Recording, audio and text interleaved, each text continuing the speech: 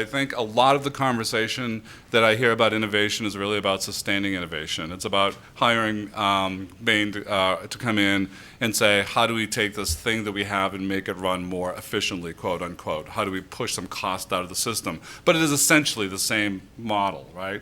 Just one that runs more efficiently. There's actually much less truly disruptive innovation, though that term seems to be used all the time now since Clay's most recent book. Disaggregation is really a shaping theme of this, and we've done a lot around disaggregation to drive these online programs, which I can come back to during the Q&A.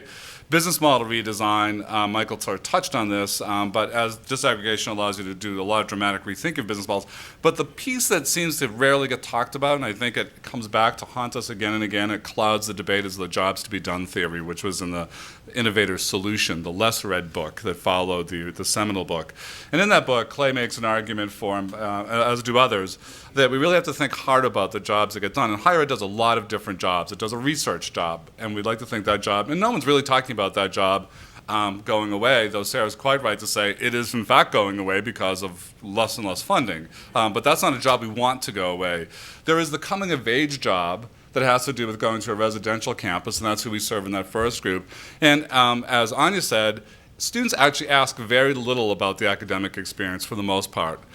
They assume they're going to get a decent academic experience, and they assume there's a job waiting. So maybe good data will disabuse them of that with poor performing schools, but they thrill to the look of a new dining hall.